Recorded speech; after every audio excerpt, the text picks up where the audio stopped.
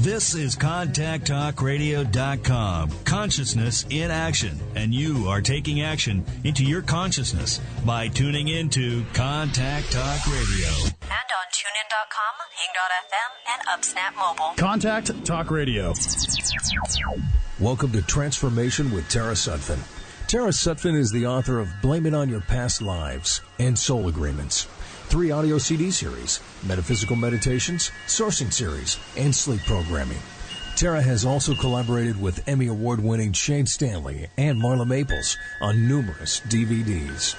Tara Sutphen is a master in the psychic sciences. If you'd like to find out more about Tara's work, upcoming seminars, and meditations to help you fulfill your dreams, visit her website at tarasutphen.com.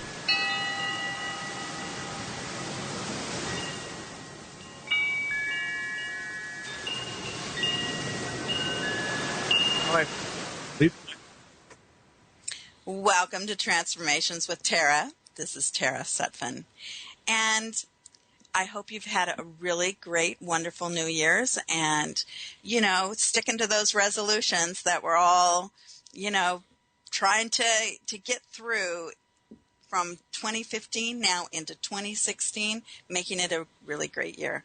Today, my guest is Scott Alexander, and he has 30 years of combined experience in radio and TV. He's announced voiceover production, research, sales, development, and he's worked for DreamWorks, Television Arts and Sciences. He's done so much voiceovers, infomercials for Donald Trump and Bruce, now Caitlyn Jenner, and he's been on the Oprah Winfrey Show, and he's my brother, Scott Alexander. Welcome, Scott.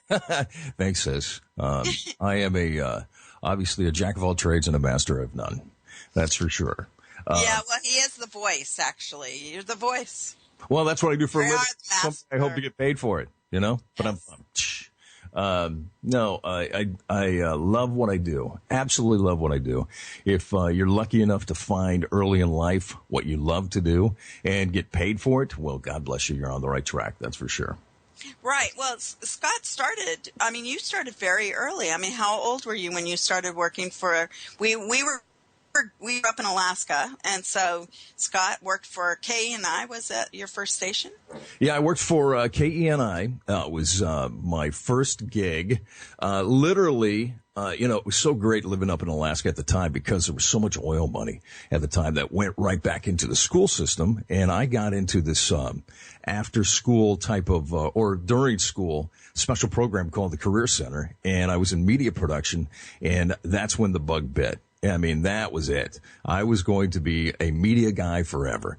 And I was definitely interested in radio. I was watching a guy at one of the dances, and he was spinning the discs, and all these girls, pretty girls, were coming up talking to him. And I said, hey, I want to do that. And so he said, hey, we've got a internship program. Come on by. I think they were just looking for warm bodies at the time. But the reality was I started just from being an intern. And they had a big shakeup about a year later, and one of the guys said, hey, give Scott a chance, because I was just sitting in the corner answering phone calls and coming in whenever they wanted me to run the records. That's right. They had to have people 24 hours a day at radio stations at one time. They don't do that anymore. But it was one of those things where, thank God I was at the right place at the right time. And just, from here on out, I've been wondering and questioning why things, where did I go off the tracks? No, I'm kidding you. Yeah. It's one of those things where the industry is so changed, and it's the art form, just like every other industry. Like the internet has upset the apple cart, and the television industry is all changed, and the whole mathematics of it all are all different. But it's very challenging and pretty wonderful. Yeah, for sure. There's so many opportunities now. It's different opportunities. Instead of being stuck, 24 hours like you were at the radio station, you have other opportunities. Scott's been teaching at the university and, gosh, all sorts of fun stuff. But he is the voice. So, and you've really enjoyed some of that. Oh, yeah, absolutely. I think I really was, a teacher back a long time ago, because I had to go through, when I first started in radio, we had to go through an internship program, and it was pretty somewhat, okay, maybe not too formatic, but we did have to get a third-class radio license with a broadcast endorsement. And I had to go to the FCC office, and I had to study for a test, and I had to do all these things because you couldn't just walk into a radio station and operate the controls. You had to have an FCC license. And so that gave me an opportunity to, kind of really study. And plus I had to, really watch what the other guys were doing in order to learn their craft. And I became the internship director at one point in time when I was literally just doing midnight to 6 at the radio station. So it's one of those things where I was teaching then, and I absolutely love teaching. There's something about it. It keeps me up at night. I get excited about what we're going to be talking about, what I can go ahead and reveal to these kids or these students. I've learned quickly these are students, not kids. But what I can reveal to them that will be exciting, what will propel them to the next, to their next journey in their life, because they're all wondering what the heck they're going to be doing all their life. And hopefully you can, as a teacher, give them a moment to kind of reflect on what their gifts are, so you can go ahead and get them moving in that direction. And so, right. So that's what really I find a huge joy. I find a huge joy. Right. Didn't you have like Bob Eubanks and different? Oh yeah. Well, over at CLU, which was yeah. Right. Yeah, Bob Eubanks is a prince. He came into the radio station, or one of the radio stations I was for at one point in time. And he was talking about his book. And he and I actually started or worked at the same radio station, not at the same time, but that was kind of our connection. We were able to think about the boss on the beach, KC 152. And he used to be the guy, though. He was the main guy there at that radio station at one point in time back in the 60s, when rock and roll and AM was going full blare. But I worked there probably about 20 years later. But we were able to kind of find that camaraderie just working at that same station. And I asked him, gave me his email address, and I asked him, "Hey, Bob, would you like to come over to the class and speak to the class?"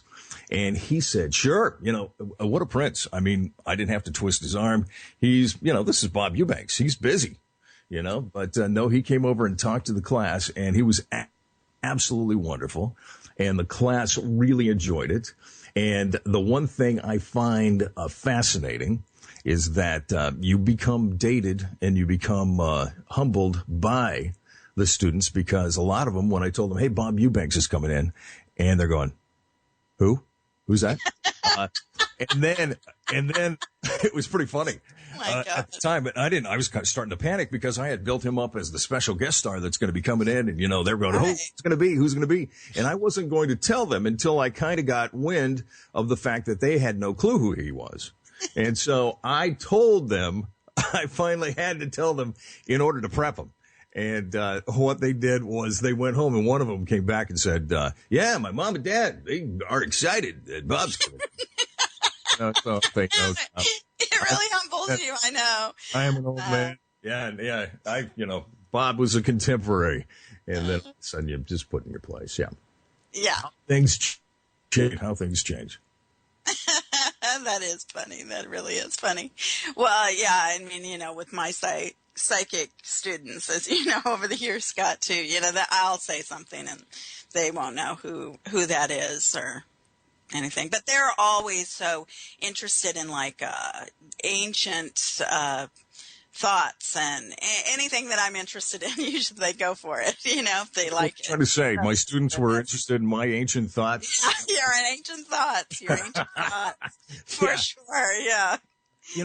What really is amazing to me, Tara, is the fact that how I became that teacher over at CLU, how I became this and that. We worry about life. We run about and just go nuts in our life. And, we're chasing like rats on a wheel, a piece of cheese that we think is going to make us happy. And we wonder about how do we get there? How do we get there? I mean, it's all consuming. A lot of people don't live in the now. They live in that, tomorrow will be better day, And I think we're all trying to find or in now. the past. So many people live in the past. Yeah, live in the past or let the past dictate the now. And you know what? It's really amazing how I got into the now. I when you were mentioning it earlier, I worked at DreamWorks. Not only did I work at DreamWorks, but I was there when it was the conception of DreamWorks. But let me tell you how I got there.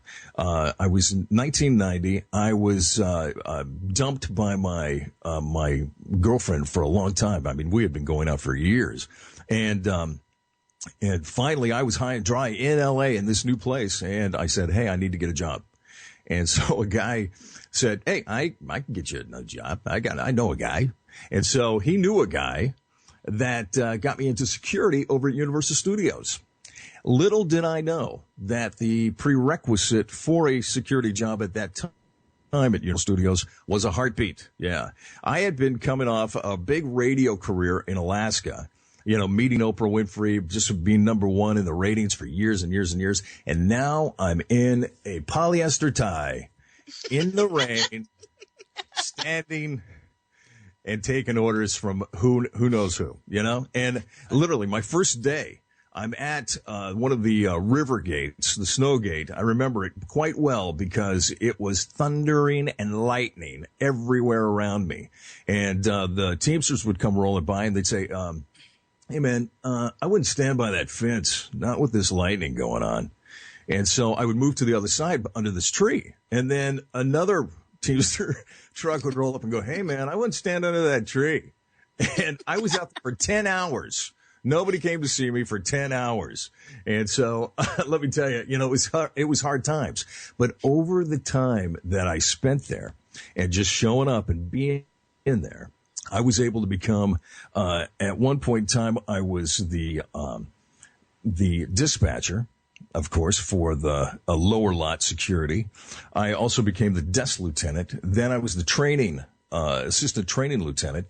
And then I became the lieutenant of security at Amblin.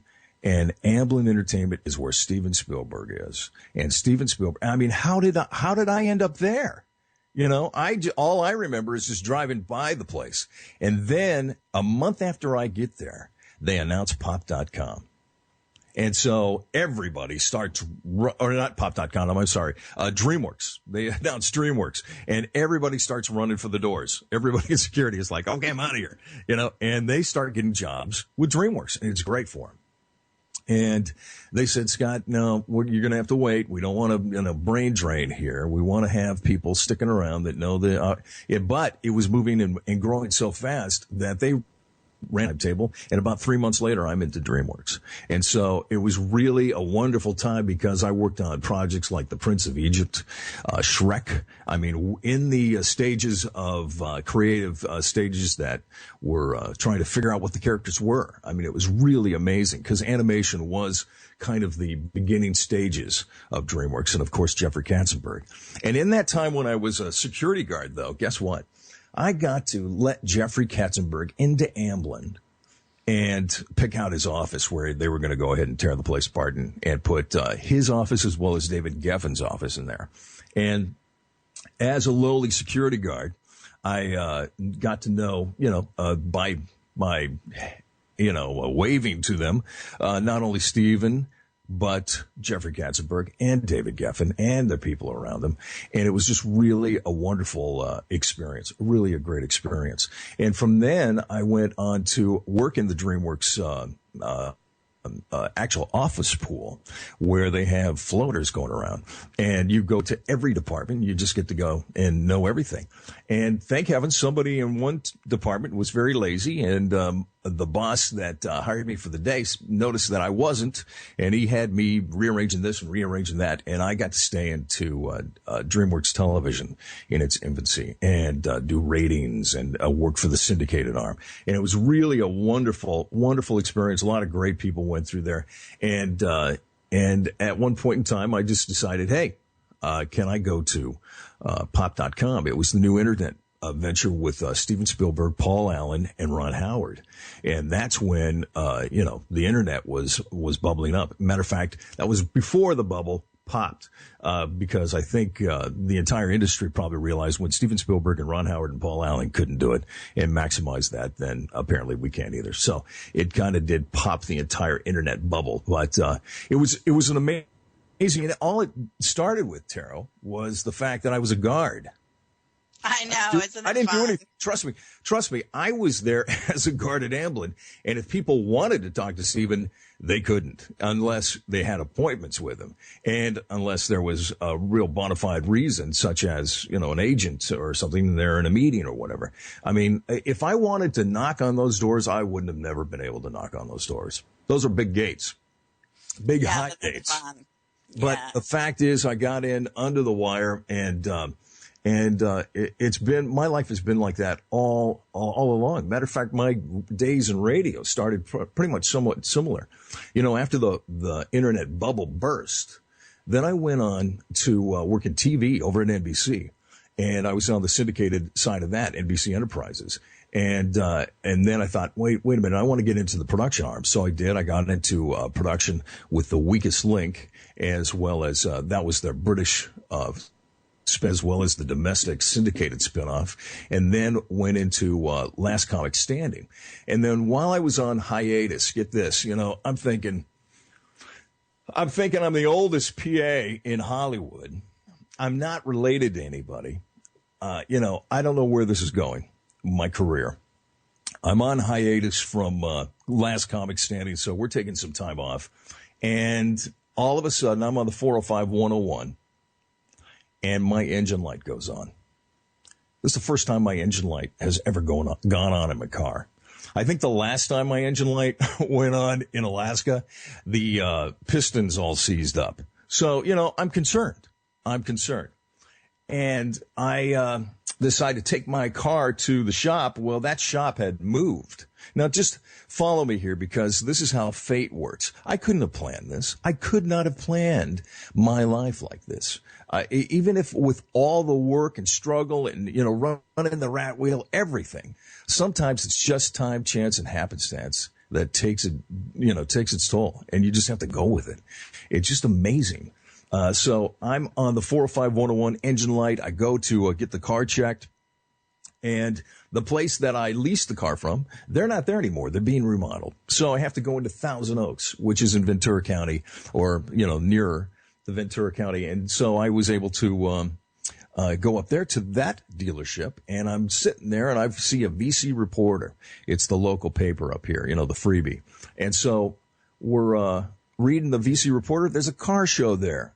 Come to find out, the guy comes out, hey, it's a recall, doesn't cost you a thing. It's just it was a simple, easy part. Thank you very much for coming in. I'm thinking, woohoo, let's celebrate. I'm going to this car show up in Ventura. And so I go to the car show in Ventura, and under the gazebo is a great friend of mine, Lee Marshall. Lee Marshall is the voice of Tony the Tiger. Yeah.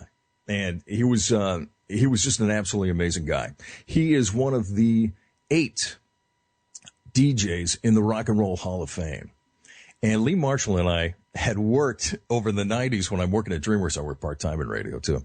But Lee Marshall and I are working at this little podunk radio station that actually literally paid me in trinkets. I did not get cash, trinkets. And I believe, Tara, you may have got some of those trinkets for Christmas. I apologize now. But yeah, thanks. There's not much of a joke there, because it was like, what do you mean? Okay, I'll take the trinkets. Here you go. Christmas. Yeah, it was Christmas then. But under the gazebo is Lee Marshall. And Lee Marshall has this great, major voice. He was an amazing VO actor. But he goes, oh, so Scott, what are you doing now? And I said, well, I'm on hiatus. I'm kind of, looking around, get back into radio. He says, well, I'll tell you what, call this guy coming up Monday. I think we got something for you. It's like, great. Now, here's the backstory about that. I had been calling this program director for probably about a year prior to. The only time I've ever gotten in to talk to this program director was when I was, he was mistakenly thinking I was a music call. And he goes, yeah, hey. And then he told me right after that, yeah, I'll call you right back. I'll call you right back. Thanks. Never called me back. I couldn't get through to that program director to save my life. I mean, I called every day for almost a year. So after Lee Marshall tells him I'm calling, Scott, buddy, hey, it's great to hear from you. Like, really? Where were you a year ago, pal? And I told him that too. I told him that after I had been hired. Well, anyway, I was hired, and I have been funny at this cluster for close to 15 years. And so how I couldn't have, I tried to get into that job. I tried to call that guy. I couldn't do it. It's just time, chance, and happenstance. And of course, friends that you create through your life in whatever business or whatever, friends you've got, that can help you. And Lee Marshall has been an enabler still. That's how I have, the professorship over at CLU.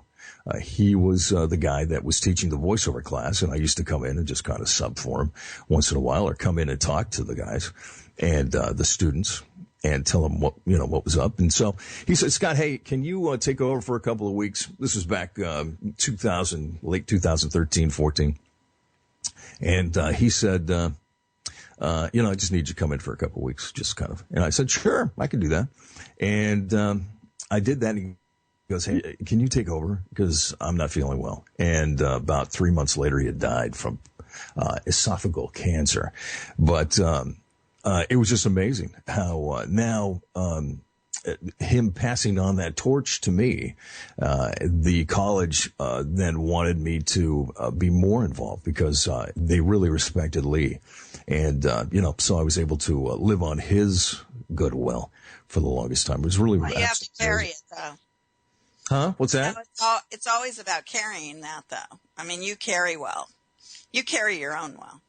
Oh, well, thanks. Yeah. Thanks for that. And you know what? And Lee believed in me. And so, it really, when people believe in you, in your life, then it really is important. It's really, especially a mentor type of folk that you've got in your life that you look up to.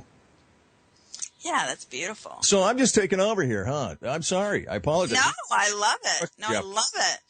No, we have a whole hour. I wanted to talk about New Year's resolutions a bit, so we can get into that in a moment. But no, I really enjoyed hearing about, your journey. Well, the thing is that, you can try so hard. But a lot of times you're just a leaf on the babbling brook, just going where you're going to go. There's nothing you can do. There's nothing you can really control in this life. You can control how you react to this life, right? But you can't, when you're, there's so many wonderful things around the corner that we really don't even know are coming. We just don't know. And that, I think, is the joy of life. Is to think on that and just know that, along with the bad, the day-to-day rut that we have to all kind of live in order to survive, there is those magic moments of and turning points can really make your life wonderful. And, it's that meeting that new person. It's that new job. It's that connection. It's that place, or whatever, that really kind of satisfies you. Yeah. Well, I found, too, that, when you're sincere with the past, when you're sincere with people in your past and sincere with places and enjoy what you've gone through and maybe meditate on it and respect it, that you can live in the now so much easier. And the future, if you look forward to a future, we're going to meet really wonderful people and walking and trust your steps into the journey, then it becomes a really great life. It's when we're kind of all over the place, or we get nervous and frustrated and anxious and upset about everyone and everything, that we start making mistakes and chaos. I think that actually is my mantra for the year. And it's faith over fear, because there's so many fearful things. And, you just turn on the news and you're like, flipping out. But, there's just so many things that we're surrounded by that, the stock market. You can look at, your favorite 49ers, whatever it takes to, that you're looking at. There's so many things to be stumbling you. And the reality is that, and I think that your listeners could probably handle this, but I believe in an infinite God, a God that is infinite. Beyond reason. It's just amazing how large our Creator is when you think about it, and how big the universe is and beyond. It's just amazing. It's infinite. It's infinite. And are so bound down to running after the carrot and figuring that there is only one carrot and that there's not going to be enough for me because I have to push the other guy out of the way. We see it on Black Friday. That's the same mentality, of people thinking, there's not enough. I have to get them all. It's like, no, there's enough. There's enough. That's the trick. There is enough. And you can find success wherever you're at. That's what I believe. And matter of fact, I believe, especially as a professor, as a teacher, I try to tell my students that find success where you are at. Don't try to sell your script to Steven Spielberg, or if you can try, but if you don't succeed, don't throw the script away. Have it made. You do it. Take a look at YouTube. Take a look at, independent films. You can shoot it with your phone now almost. You can do all kind of stuff nowadays, that will really, help you. So do we have to take a break, Tara? Is that what I'm saying? Yeah, we should take a break, a commercial break.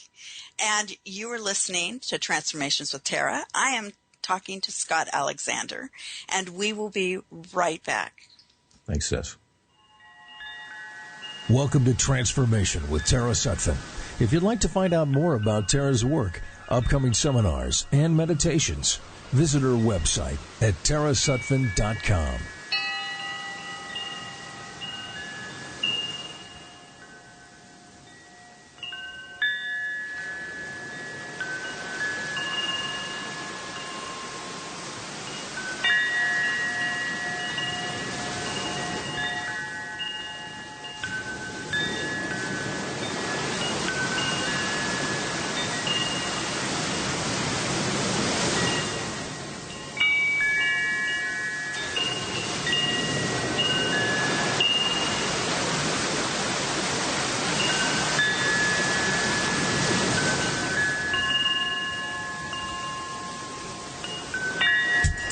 You've listened to the shows on CTR, and perhaps you've found yourself thinking, maybe I should host my own show, but I don't know how.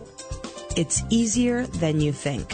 From the beginning with private coaching sessions to your own live broadcasts, CTR Network will prepare you on every level to share your knowledge, expand your brand, and take your business to the next level.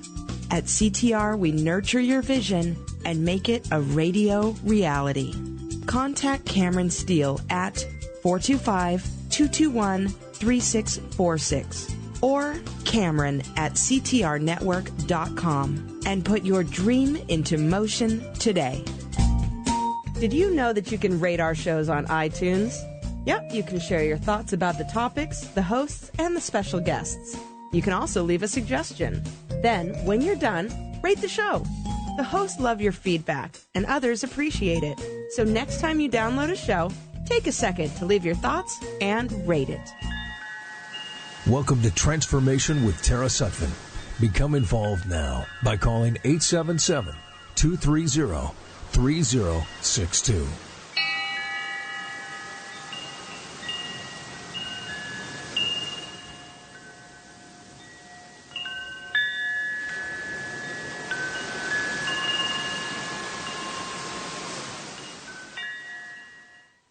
welcome back to Transformations with Tara. This is Tara Sutphen, and my guest is Scott Alexander, and he is the voice, and he has taught at university. He's a professor. He's my brother, and he is wonderful. Anyway, welcome back, Scott. Thanks for that. Thanks for that write-up. Yeah. You're welcome. Hey, I walked the dogs down to the beach this morning. Oh, yeah. And, it was just talking about God and everything. You were saying, it's so infinite, and I took some pictures. I'll have to put them out on Instagram. But, it's just so – it was such high tide because of the different storms, and people have been boarding up their windows and all sorts of stuff, so yeah. It's just so intense down there, but it's just around the corner, but it was so beautiful. So beautiful. Oh yeah. That's a wonderful walk. Wow. Yeah. Well, you got to figure, may I say where it's at? Because it is probably one of the most premier. Okay. No, I don't really. Okay. Well, it is one of the most premier beaches on the planet Earth. So yes, yeah, it would be pretty amazing. Yeah. And it really is a wonderful place to kind of find oneself, that's for sure. Now, probably you remember, Tara, some of our fondest memories growing up was with our good buddy Jess Stern. Right, talking about beaches. Yeah, he was just really an amazing guy, and I still can't find his. We used to go to his beach house, the Cliff House. You'll have to let me know where that's at. Yeah, I will. I don't know if you know this story, but, the Spielbergs actually own that house now. Oh, wow. And they rented it to somebody who, it was a friend. And so I got to go there a couple of years ago to the house. And, they didn't really change the house that much. I was really surprised. And so, it was so, I don't know, I don't think I remembered to tell you that I had gone and meditated and prayed in the house. It was just so amazing. Cool. It was really, really beautiful. This is one of many of Jess Stern's homes at the time, but it was right on a cliff, and it was probably a 1940s or 50s type style ranch home. Yeah. And so it wasn't opulent. It wasn't, you'd think at the beach it would be a mansion or something. No, it was just kind of a real cool beach house, though, and a great pad, I'm sure, back in the right. And it had a fun story about it. It had a fun story where all the houses had burned down in like 1970, I think.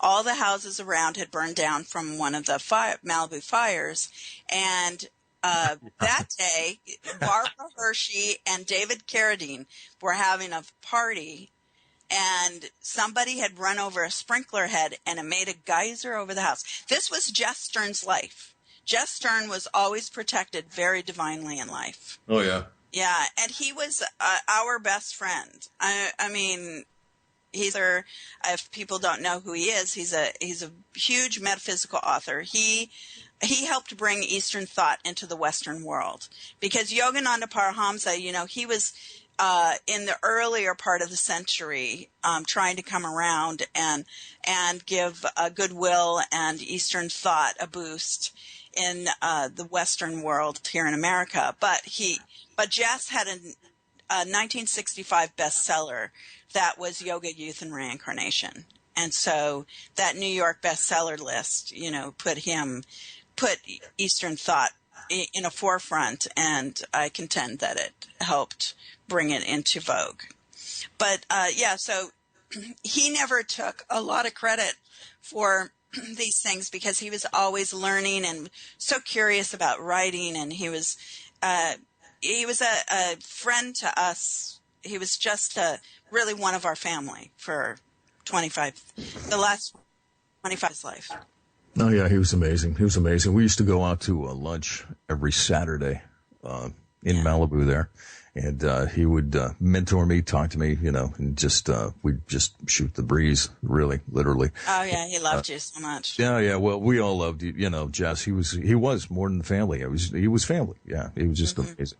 He was amazing, and he was my love counselor. He probably was not the best one to be my love counselor, but Yeah, I brought pretty much all my, girlfriends that I wanted to impress over to his house. Now, he lived in the oldest house on Malibu Beach, and I have seen aerial photos of it. And I so want to get a copy of one of those aerial photos because I do too. I wish it's the I only would. house. It was the only house there. And the road. And it was just amazing. And the reality is, I think, he at one point in time had it on the mantle. And the mantle was this big fireplace that was covering his beach view. And so he had that fireplace taken out. Yeah, that was a good big call. Giant picture window was placed there, and which was who couldn't stare at that ocean for hours on end. But the mantle was gone, and somebody I think at that time took their liberty and took that picture as well. And so we never were able to get a copy of that picture or even see that picture again. But it was the first house on Malibu Beach, and it was just really a wonderful place and a wonderful time. Every time that was his main residence there. And it was just really a great time. A great man. Yeah. And, I had a baby on his birthday, and, he just, really, we were just celebrated everything. He just loved that. And I had Cheyenne on his birthday, his little birthday girl. So, yeah. So 2016, what do you think is going to be happening here, Tara? Would you bring up some resolutions or what? Right. Well, I brought up some resolutions. What was a resolution that you thought that you would like to accomplish in 2016? What's your resolution? You're actually asking me right now? Off the top of my head. How many resolutions do you actually keep? Huh? The one resolution I think the most important resolution I could possibly have is to be present in the moment and to appreciate what I have. The last year, I'll let you guys know, the last year has been hell for me and my wife, Sherry. Back in July, she was diagnosed with breast cancer. And boy, oh boy, when you hear those words, man, oh man, your head just starts spinning. And here's the problem. Unfortunately, as somebody being told they have cancer, and you could probably, relate somehow. But once you're told that, you're on the merry-go-round and you're not getting off. You're not getting off because your head just starts swimming and it just starts going crazy. And as a husband of somebody who has this diagnosis and you're trying to learn how to support, guys like to fix everything. We always like to fix stuff, but we can't fix this. And the only thing I learned is to shut up and listen and really listen. And the one thing that it really brought into mind in her situation, it really is we've been blessed with her situation. It sounds crazy, I know. But I'll tell you, you look for the good things in the darkest areas. You look for the light when it's dark. You look for any crack of light at that time. But she is it wasn't an invasive cancer, and she is cancer-free right now. And she was supposed to go through, she didn't have to go through chemotherapy, but she was supposed to go through radiation. And right as we were going through this journey, we found out, and because she researched it, because she's on the carousel, and she literally was finding out that they were over-medicating, over-treating this particular type of cancer. And so she went to her radiologist, and he got together with the team. She brought it up, got together with the team. He conferred with them, and they said, well, yeah, you're pretty much going to have to go through it. We've been praying. No, we don't want to go through it because it was on her left side where her heart is. And we don't want that to be affected by radiation. And, again, this was her journey, and this was our journey. This is what we were going through. And they found out, he said, yeah, we're going to have to go through it, but let me talk to one more guy. And it was somebody that he really held in high esteem, one of his mentors apparently, and went through the situation, told him what was going on. He said, you know what? I think that's over-treating this situation. So we're going to go ahead and not have her go through radiation. It's like prayer answered. Wow. And, wow. Yeah. And And the thing about any sort of diagnosis like this, and people who have gone through this will attest to it, is not knowing. When you do not know, you always think the worst. You don't think, oh, well, this is going to be fine. No, because it's such a scary word. You start making plans. I'm thinking, okay, how much is my wife insured for? Or that kind of crap. And you just do go through all that kind of stuff where you're thinking, oh man, what do we do? What all the realities in life. And thank heavens, we were really saved from a lot of real heavy, burdens here. She literally is cancer free. She's not going through radiation, but she's going through the doctor's protocol, and she's going to be fine. And she's going to be a survivor. And like millions of others who have gone through this situation, who are going through this situation, it's too funny because when you do have a situation like this, then you find out almost everybody is having a situation like this. And so you really are empathetic to those who are going through it. But the thing that I'm coming back around to is the resolution that, man, you don't know when it's over. You just don't know when it's over. And you got to live it now. And my wife is such a great blessing to me. Such an amazing woman. Yeah. Just an amazing, but it just, in my life, what she adds to my life. And that could be gone. It really was an eye-opener. And so instead of seeing her taking advantage of her, like I may have in the past. I don't know if you ever have. Well, no, everybody has got their, I'm only human. Yeah. But as far as, it's one of those things where, we just look at each other, recognize that had been it, And so we're kind of fresh off of that because we've been dealing with this for the last 6 months. Just at Thanksgiving, she was cancer free, so lots to be thankful for there. And now we're just going forward and becoming just another survivor. And that's what you have to do. You just have to, I think, move forward. And I think that's probably one lesson I learned in this entire thing that's just amazing to me. Because you don't know what you're doing. This is new. You're not medically trained unless you are. But you pretty much have a limited amount of information. All of a sudden, you're immersed in this world and you've got to tackle it. And you've got to make life or death decisions. And so what do? You move forward. You move forward. You keep moving forward. Yeah, you just keep moving forward. And it's so funny how I got that message repeatedly one day. I got it in movies. I would turn it on the radio. It was just like, oh my God. So I was being told, move forward. And you just got to move forward with faith over fear. And that was another one too. Right. Yeah, because of course, especially the people who are supposed to be supporting someone. It's really important to stay in the support zone, because it's not you falling down. It's them that you have to help them up and keep them up. So it's all that support, and it's not to freak out and have a nervous breakdown with them or for them. Yeah. Yeah, it's the for them thing. I really am.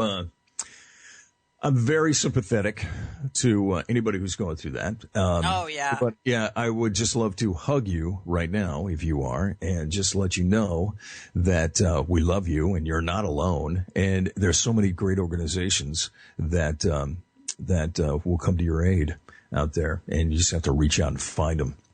That's for sure. And that was another thing in my business. Thank heavens, I just happened to know the head of the American Cancer Society right here in Ventura County because of my job. And we just did a promotion with Big Breast Cancer Walk where I was able to share my story, actually. And what was so amazing is that I literally had at my fingertips the head person that could make things happen. And thank God for Monica. She was also willing, She was like, hey, Scott, you tell me whatever you need, you let me know. That kind of thing. And, wow. That's nice. So, that's beautiful, though. That's creating magic in your life every moment. As Scott knows, that's my job of giving people hope and definitely seeing their future and saying, hey, walk it. It's going to be fine. Because I have all walks of life. I had a wonderful past life regression this week where an 18-year-old girl went into who has a very East Coast and West Coast life, but she started talking in a soft Southern accent and telling me all about her lifetime, which was not exciting, but I kept her there for a long time to get every detail because she was so detail-oriented with this lifetime. And it was very interesting. Yeah, I loved it. But I loved her voice changing. Yeah, so yeah, it's all about clearing the path. It's clearing the path of coming so that you can live a wonderful life. Because, we all want success. And I'm doing hypnothesia now, where I work with an anesthesiologist, and as a hypnotherapist, I put people under, and anything you want to do, it's like, come on, you want to be in better health, you want to lose weight, you want to, up your cells to create more beauty, whatever you want, I'll give you these suggestions under anesthesia. So it's really quite a wonderful new thing that I'm doing. Wow. Yeah. But it is for the resolutions. If you just can't lose that weight, or you just can't get to the next stage of your success, it's like, okay, well, I'll just embed it into your subconscious, okay? Let's just do it. This is the time to get our life really going forward. No more of this stumbling along. Life, you must be present to win. That's my one of my mantras there. You can go ahead and put that on a T-shirt if you want. But the reality is that I think a lot of us self-medicate. A lot of us, kind of try to forget life. And the reality is that you can't really exit life, and you're not supposed to, and you shouldn't want to exit life. You really have to get in there and do it. Yeah. Sex stress is one of these on the list. And it sounds easier than it actually is, but there is no magic tip. You have to find your own haven. Well, again, I'm sorry. Again, I think move forward is how you do that. And And the reality is that, faith over fear, 2016. What's going to happen in 2016? Well, it's going to be a real intense time, I believe. I believe this is the awakening. Yeah, well, it is an awakening time, but it's always an awakening time. Exactly. There's polarization happening now that I think is the extremes are starting to polarize. And, the reality is that people will have to find their way, find their voice. And I think that's really what I'm excited about as a teacher, is that's what I try to tell my students, is that find your voice. What is your voice? What is your passion? What is it that you're passionate about? Well, I think that the internet brings a lot of confusion for people. It bring up a lot of information, but people don't, but it's over information, to whereas you forget what you're an authority of, or what your real passion is, what your hobbies are, because you're on the internet instead of actually accomplishing that hobby. So, you're an observer rather than a doer? Yes.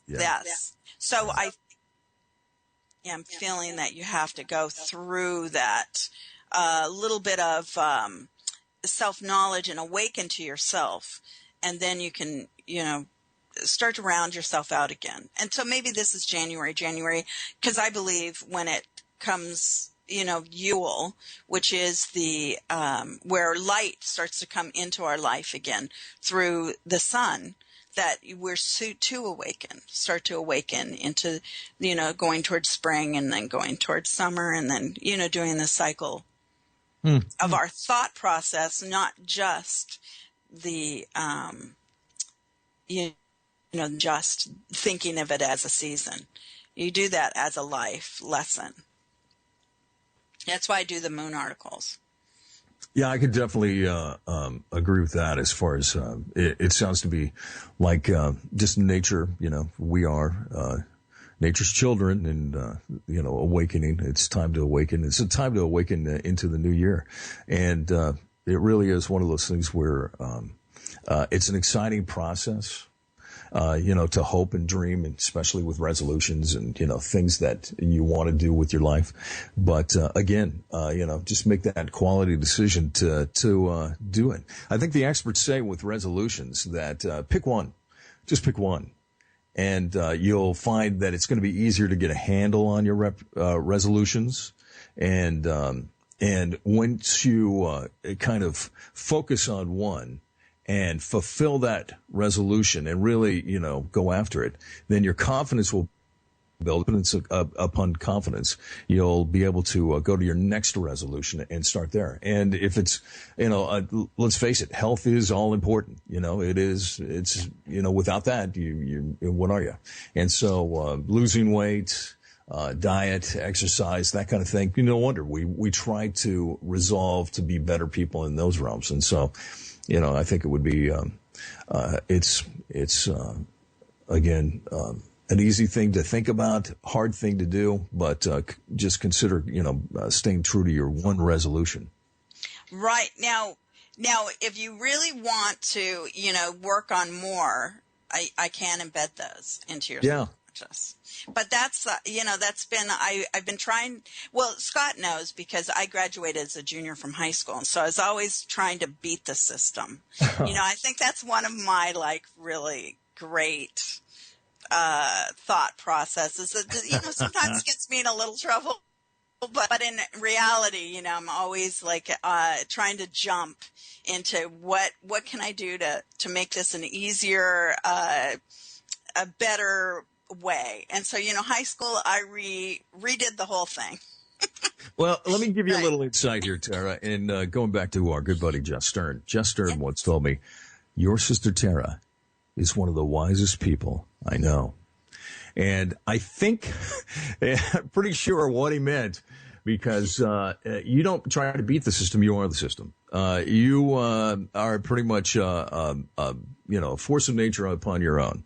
And you, don't really conform, because everybody has to kind of conform around you. And I don't know if it's conscious or subconscious, but it's just you are. And there's a lot of wisdom to that, trying not to conform to everybody else's way of thinking. And I think that's what Jess said, and was too. And so I don't know if you ever knew that, but he not really. I remember him saying it, but yeah, I didn't know really why. I guess you were observing why. Oh yeah. And and I'm sure laughing about it, yeah, because we had a lot of laughs. Oh, we did have a lot of laughs. That for sure. It's so great, and he was great to everybody in the family. He was just he became one of us. It was great. Jason and my mom. Oh yeah, he was part of the family. And he wrote about our dad, and and our mom. I said our mom, didn't I, instead of my mom? Yeah. Yeah. I get really possessive. Sorry. No, that's all right. Mom would probably be very happy that you were that possessive of her, because she is my mom. But all right. We have this thing going. Yeah, we have this thing going with that. Out of the her 4 kids, we have 5 kids on my dad's side and 4 kids on my mom. And for the 4 kids on my mom, we all wear our mom's best favorite shirt. Oh, yeah. We got, I don't know, 9 years ago, but we all keep it handy so that we can flash it when underneath our other clothes when we get together, we do all this whole favorite thing. Exactly. Doesn't love being made a fuss over, and I think that's, the great thing about our mom is that she's our mom and how wonderful she's been. And, why not make a fuss? So yeah, we all love her. That's for sure. We all love her. And she loves to laugh with us, for sure. It's a wonderful thing. It is a really wonderful thing. Anyway, so what, besides the great, New Year's resolutions, there is some really great ones. Healthy hogging, soak up new skills. Healthy hogging is about when you do something that you really love, that you actually are only taking that time to really eat that one thing and not always eating, party food. Instead, just, once a week or once a month, you have a special cake or a special ice cream treat, or you have something that really you reward yourself with. Right after the show, that's what I'm going to do. You are? With a big giant cake. and ice cream. He's kidding. No, I'm not. You're not? Myself being able to get through. Normally I only talk in 15-second or 45-second intervals on my radio station. So, right, that is quite funny, isn't it? Yeah. Yeah, and I got to spend the day with Scott just the other day, and we were doing his New Year's resolutions down a list. It was great. Yeah, and that was really a wonderful time. It's really been. Thank you very much for allowing me to hang out with you, sis. I really have enjoyed it. And I really love you, and I really support you. I know it's been a transformational year this last year, and now this year comes up, and move forward, faith over fear. That's right, faith over fear. No fear. We walk forward, everybody. Hey, thank you for being on the show. You are the voice. I love you too so very much. And thank you, everybody. Lots of blessings and love. Thank you for sharing your time with Tara Sutphen. Find out more about Tara's work, upcoming seminars, and meditations to help you fulfill your dreams by visiting her website at tarasutphen.com.